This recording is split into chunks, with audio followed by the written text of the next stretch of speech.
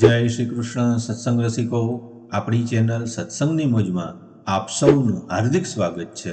આત્મીય સત્સંગ રસિકો, આ વિડીયોમાં આપણે ભક્ત પ્રહલાદજીએ અસુર બાળકોને આપેલો ઉપદેશ સાથે મળી અને શ્રવણ કરશું। વિડીયો આપને જરૂર પસંદ આવશે તો વિડીયોને લાઈક કરી અને ખૂબ શેર કરશો। પ્રહલાદજીએ કહ્યું, મિત્રો, આ સંસારમાં મનુષ્ય જન્મ અત્યંત દુર્લભ છે। એના દ્વારા અવિનાશી પરમાત્માની પ્રાપ્તિ થઈ શકે છે, પરંતુ ખબર નહીં ક્યારે એનો અંત આવી જાય। તેથી બુદ્ધિમાન મનુષ્ય ઘડપણ કે જુવાનીના ભરોસે ન રહેતા બાળપણમાં જ ભગવાનની પ્રાપ્તિ કરાવનારા સાધનોનું અનુષ્ઠાન કરી લેવું જોઈએ। આ મનુષ્ય જન્મમાં શ્રી ભગવાનના ચરણોનું શરણ લેવું એ જ જીવનની એકમાત્ર સફળતા છે, કારણ કે ભગવાન સમસ્ત પ્રાણીઓના સ્વામી, સુહૃદ, પ્રિયતમ અને આત્મા છે।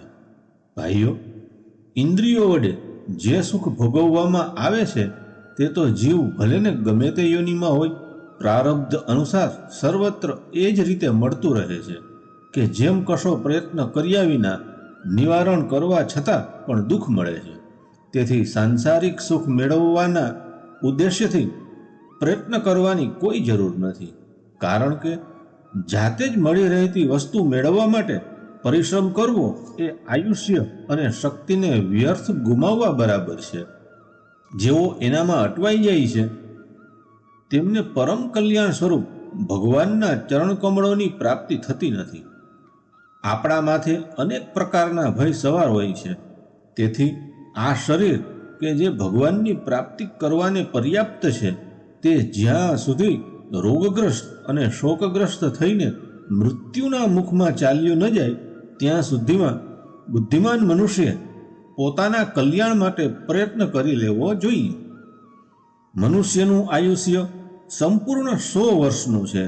જેમણે પોતાની ઇન્દ્રિયોને વશ કરી લીધી નથી તેમના આયુષ્યનો અડધો ભાગ તો સમસ્તો એમ જ વીતી જાય છે, કારણ કે તેઓ રાત્રે ઘોર તમોગુણગ્રસ્ત અર્થાત અજ્ઞાનગ્રસ્ત થઈ અને સૂતા રહે છે।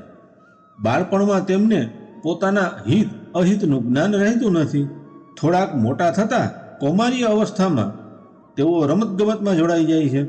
આ પ્રમાણે 20 વર્ષ વીતી જાય છે અને એનો ખ્યાલ પણ રહેતો નથી। એ જ રીતે જ્યારે ઘટપણ શરીરને ગ્રસ્ત કરી લે છે ત્યારે છેવટના 20 વર્ષોમાં કશું કરવાનું સામર્થ્ય જ રહેવા પામતું નથી।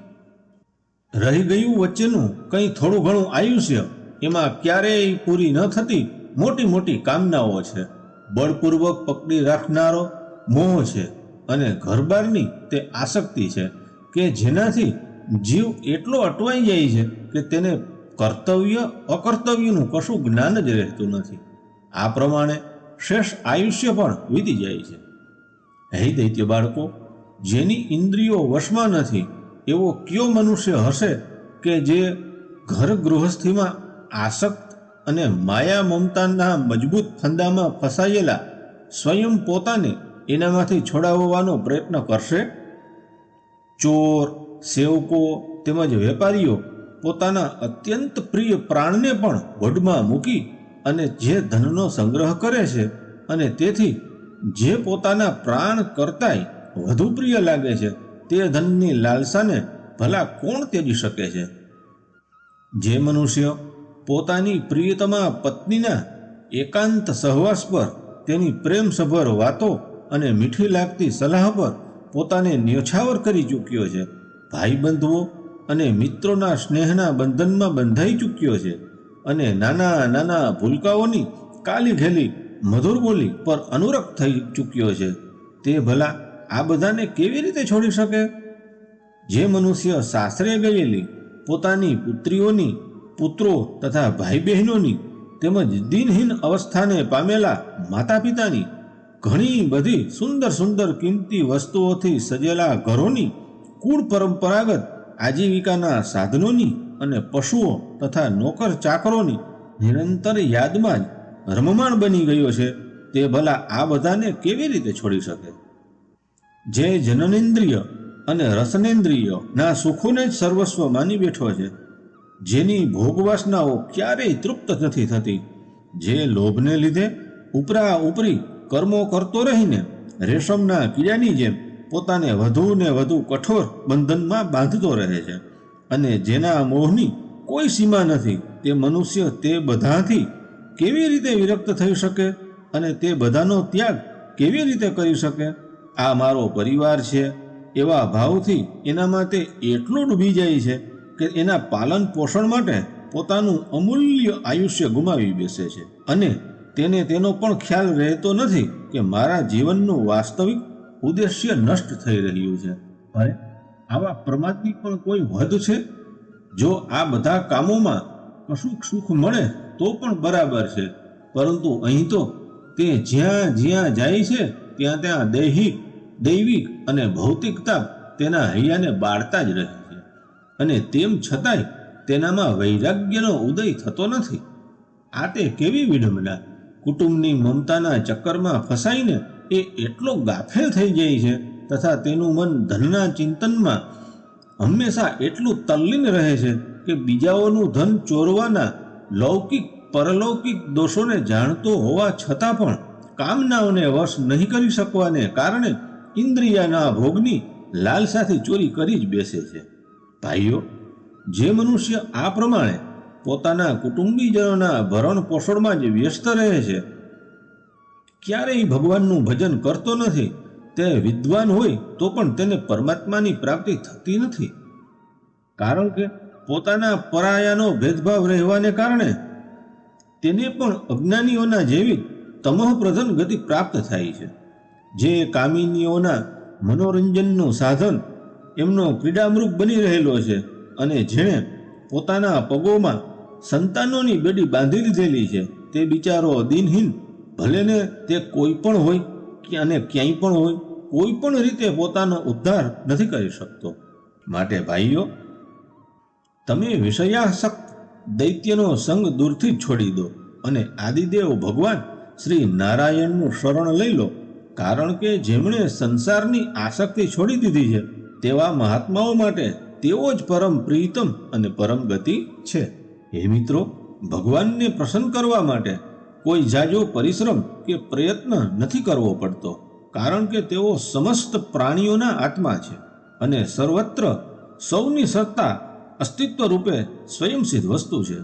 બ્રહ્માંડથી માંડી અને તૃણ સુધીના નાના મોટા સમસ્ત પ્રાણીઓમાં, પંચભૂતોથી બનેલી વસ્તુઓમાં, પંચભૂતોમાં, સૂક્ષ્મ તન્માત્રાઓમાં, મહતત્વમાં, સત્વ વગેરે ત્રણેય ગુણોમાં અને ગુણોની સામ્ય અવસ્થા એવી પ્રકૃતિમાં એકમાત્ર અવિનાશી પરમાત્મા જ વિરાજમાન છે.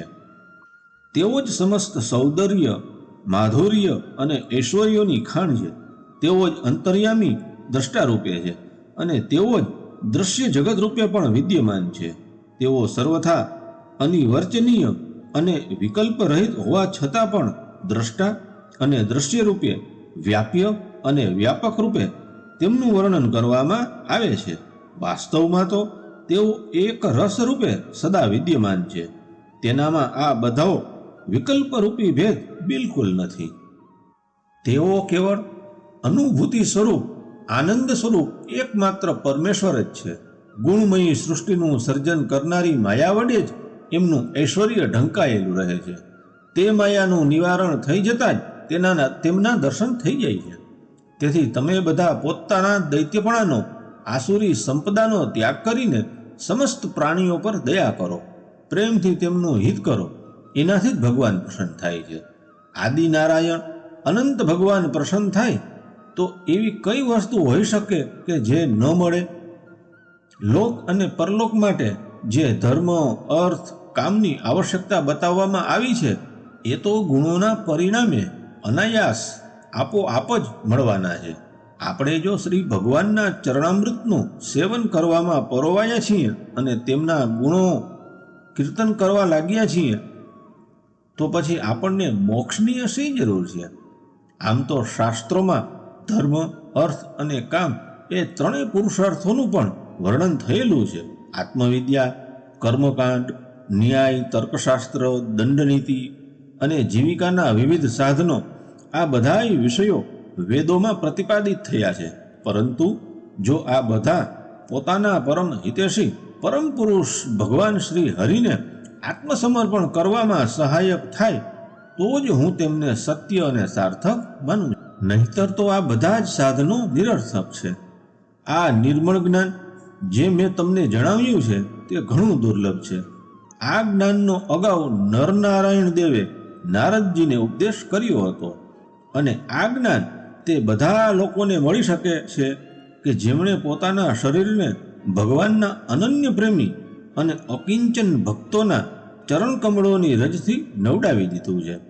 આ વિજ્ઞાન સહિતનું જ્ઞાન એ વિશુદ્ધ ભાગવત ધર્મ છે. આ જ્ઞાન મેં ભગવાનનું દર્શન કરાવનારા દેવર્ષિ નારદજીના મુખેથી જ સૌ પહેલા સાંભળ્યું હતું. આત્મીય સત્સંગ રસિકો, આપણે શ્રી પ્રહલાદજીએ અસુર બાળકોને આપેલો ઉપદેશ સાથે મળી અને શ્રવણ કર્યો. વિડીયો આપને જરૂર પસંદ આવ્યો હશે તો વિડીયોને લાઈક કરશો, વધુમાં વધુ શેર કરશો, કોમેન્ટ કરી જણાવશો વિડીયો કેવો લાગ્યો તે. અને જો ચેનલને સબસ્ક્રાઈબ ન કરી હોય કે ચેનલ પર નવા હો તો ચેનલને સબસ્ક્રાઈબ કરી લેશો. ફરી મળીએ નવા વિડીયો સાથે. ત્યાં સુધી સૌને જય શ્રી કૃષ્ણ.